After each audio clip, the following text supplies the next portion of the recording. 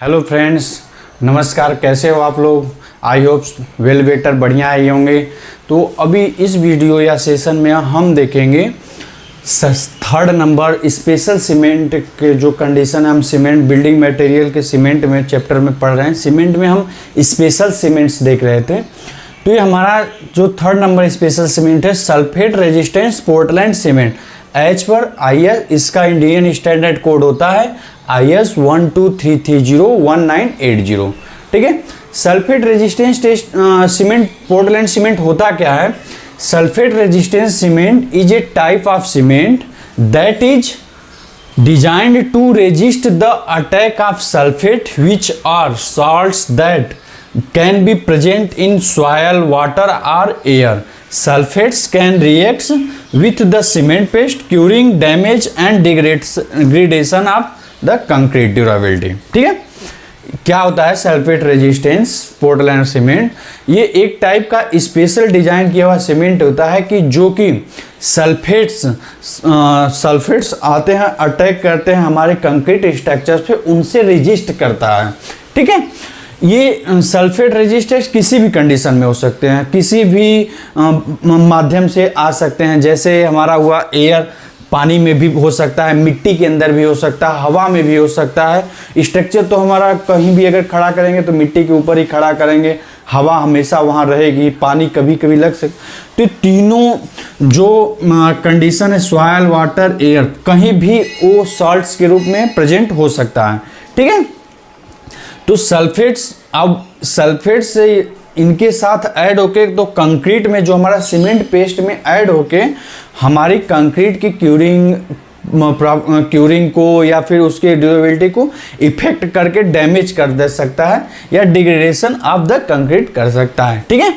ये है sulphate resistance Portland cement. लगभग समझ में आया। इसको देखिए, इसमें होता क्या है, बनाते वक्त हमें sulphate resisting cement has a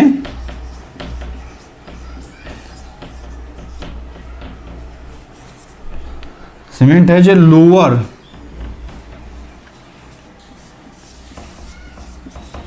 C3A try calcium aluminate की मात्रा कंटेंट कम होती है इसके अंदर, इस सीमेंट के अंदर। ठीक है। कंटेंट की मात्रा कम, इसका जो कंटेंट होता है वो कम होता है, विच reduce the risk of sulfate attack। ठीक है। सल्फेट रेजिस्टेंस सीमेंट के अंदर ट्राई कैल्शियम एल्यूमिनेट, ठीक है, ट्राई कैल्शियम एल्यूमिनेट C3A का कंटेंट कम रखते हैं पूरे केमिकल कंपाउंड में, जिससे कि हमें ये रिड्यूस कर जो रिस्क होता है सल्फेट का, उसको हमारे स्ट्रक्चर पे कम करता है। ठीक, क्लियर? ये है सल्फेट। अभी इसका यूज हम कहाँ कहाँ किन कंडीशन में सल्फेट रेजिस्टेंस पोर्टलैंड सीमेंट का करते हैं, किन किन स्ट्रक्चरों में कहाँ कहाँ हमें जरूरत पड़ती है, वो जान लेते हैं। ठीक है।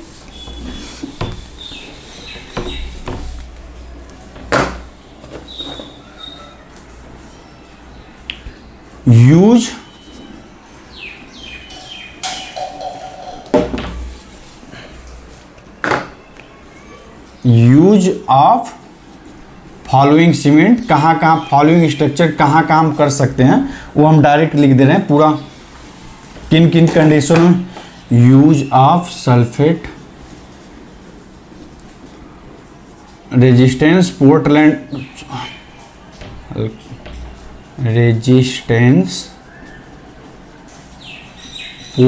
Cement,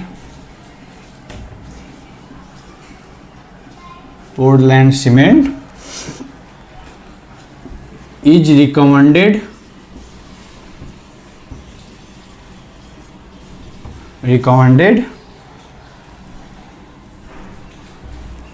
under the following condition.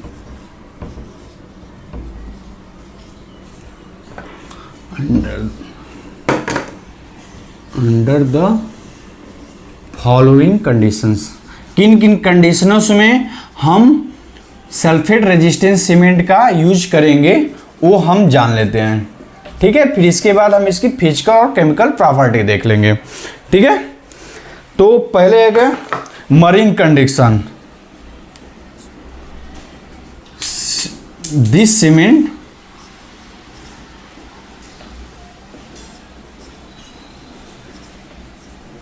used in marine conditions, concrete में marine condition. This cement use करेंगे इन कंक्रीटिंग, सॉरी यहां लिख देते हैं कंक्रीटिंग के लिए।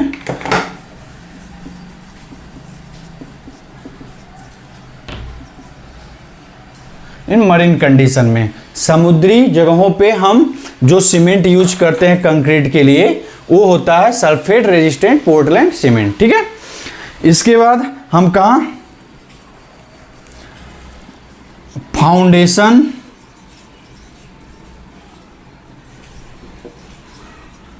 Basement,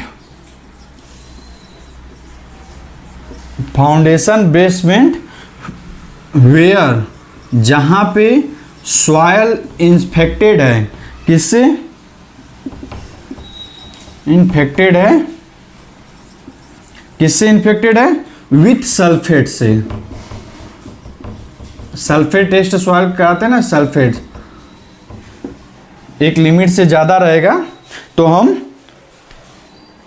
sulphate resistance Portland cement का यूज करेंगे। और कहाँ यूज करेंगे इसका हम,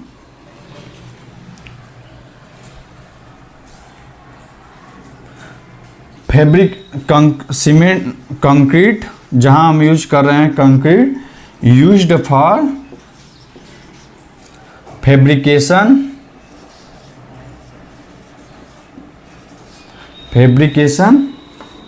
of pipes,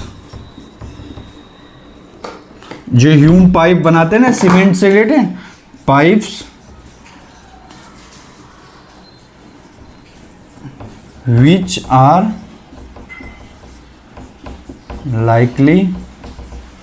are likely to be buried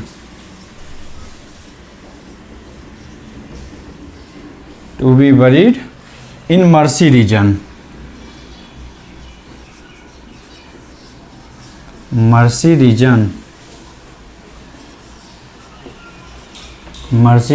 are sulfate bearing soil।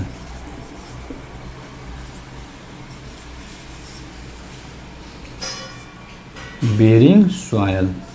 ठीक है, सीमेंट जो हम प्री कास्ट ह्यूम पाइप्स या पाइप्स बनाते हैं ना, पाइप कन्वर्ट के लिए प्री कास्ट पहले से करते हैं, और ऐसी जगहों पे भी सीमेंट यूज करते हैं। जब हम उस पाइप का यूज ऐसी सॉयल में कर रहे हैं, ऐसी जगहों पे कहा जहाँ पे उसका सॉयल सल्फेट से वियर करने वाले इफेक्ट से सॉयल हो।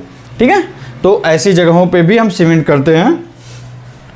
फिर इसके बाद कंक्रीट, इस जो कंक्रीट में हम सीमेंट यूज करते हैं, concrete to be used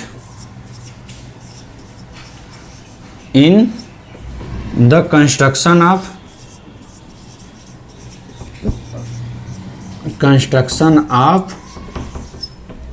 sewage treatment, sewage treatment works. ठीक है, ये क्लियर। कहाँ सल्फेट रेजिस्टेंट पोर्टलैंड सीमेंट का यूज करते हैं, पहले मरीनी जो समुद्री इलाकों में हम स्ट्रक्चर बनाते हैं वहाँ पे यूज करते हैं। फाउंडेशन बेसमेंट बनाते वक्त जहाँ पे सॉयल इन्फेक्टेड हो सल्फेट से, उन जगहों के कंक्रीट में हम सल्फेट रेजिस्टेंस पोर्टलैंड सीमेंट का यूज करते हैं। फिर ऐसे ह्यूम पाइप्स जो हम प्री कास्ट कर रहे हैं वैसी जगहों पे, और ये फिर सीवेज ट्रीटमेंट वर्क्स जैसे ड्रेनेज सिस्टम या फिर ट्रीटमेंट प्लांट बना रहे हैं तो उन इसी जगहों पे हम सल्फेट रेजिस्टेंट पोर्टलैंड का सीमेंट यूज करते हैं। ठीक है, इसकी फिजिकल और केमिकल रिक्वायरमेंट्स देख लेते हैं। अब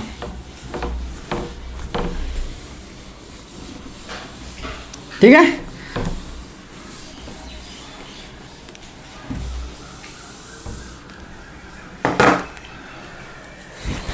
फिजिकल रिक्वायरमेंट्स इसके क्या हैं? Physical requirements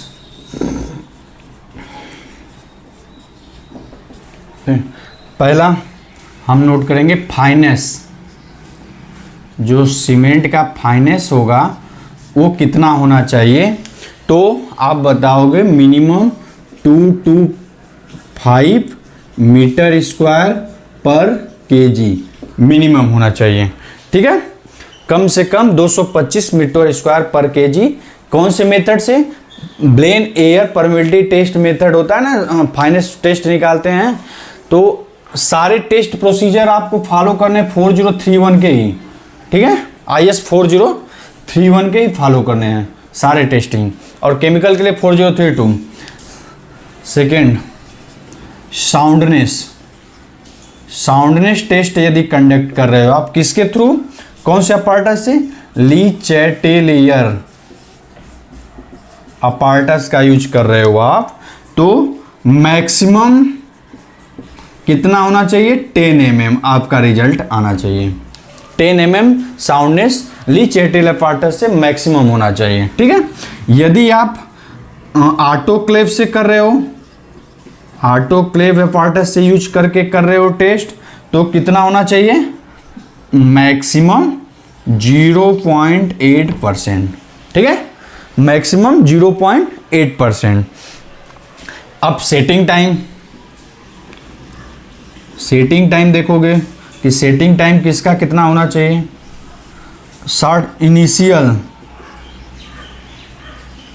initial setting time कितना होना चाहिए? Minimum 30 minutes, minimum 30 minutes. ठीक है, और फाइनल सेटिंग टाइम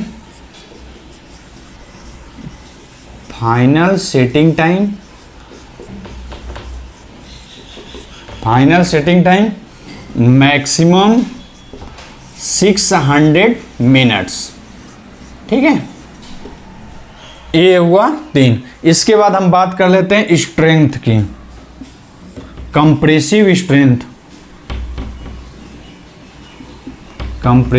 स्ट्रेंथ जो हम क्यूब कास्ट करते हैं एज पर IS 4031 पार्ट 6। ठीक है, तो 3 डेज में यानी 72 ± 1 आवर्स में इसका स्ट्रेंथ मिनिमम कितना होना चाहिए? मिनिमम 10 MPa या न्यूटन पर mm²। ठीक है, मिनिमम 10 MPa। 7 डेज में 168 ± 2 आवर्स, 16 आवर्स। इतने घंटे में यदि टेस्ट करो तो मिनिमम 16 MPa या न्यूटन पर mm²। फिर आप 28 डेज में कर रहे हो 72 ± 4 आवर्स, तो आपका रिजल्ट कितना आना चाहिए? Strength minimum 33 MPa। ठीक है, ये आपका physical requirement sulphate resistance Portland cement का कितना होना चाहिए, ये आपके फिजिकल रिक्वायरमेंट्स हो गए। इसके बाद हम देख लेते हैं केमिकल रिक्वायरमेंट्स। ठीक है,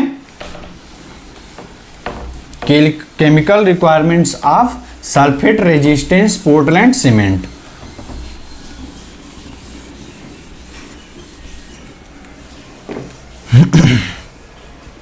सॉरी, ये रहेगा chemical requirements.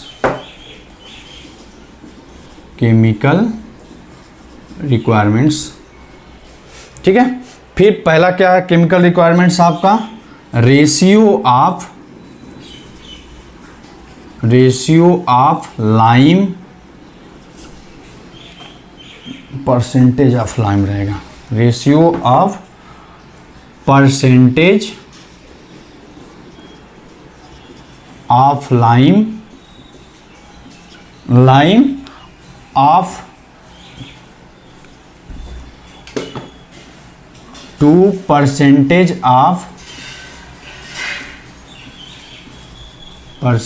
Of silica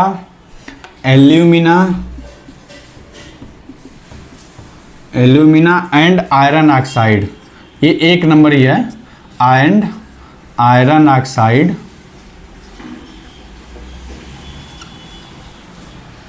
when calculated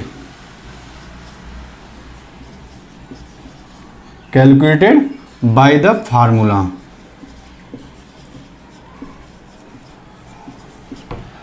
क्या है फार्मूला, लिख ले पहले, CaO लाइम 0.SO3, सब परसेंटेज में आप रखोगे, ठीक है। 2.8 SiO2 plus 1.2 Al2O3 plus 0.65 Fe2O3। इस फार्मूले पे सबका परसेंटेज रखने से तो आपका रिजल्ट कितना आना चाहिए, 0.66 से 1.02 के बीच आना चाहिए, ठीक है। इनसॉल्युबल रेजिड्यू कितना होना चाहिए, second number, insoluble residue percentage by mass, ये कितना होना चाहिए, मैक्सिमम 4, ठीक है, मैक्सिमम 4 होना चाहिए आपका। Third number, magnesia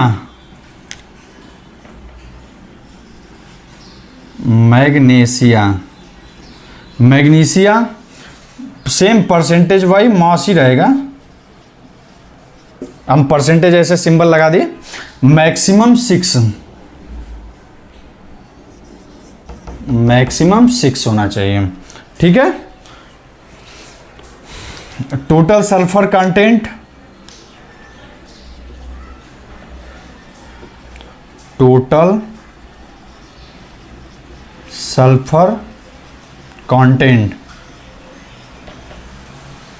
calculated as SO3 के साथ सल्फ्यूरिक एनहाइड्रेट के साथ करेंगे, यानी SO3 के हिसाब से करेंगे तो maximum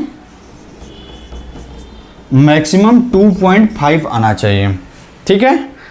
try calcium aluminate C3A की मात्रा परसेंटेज बाई मॉस रहेगा, ठीक है, कितना होना चाहिए, maximum 5। 6 number, total loss of egg,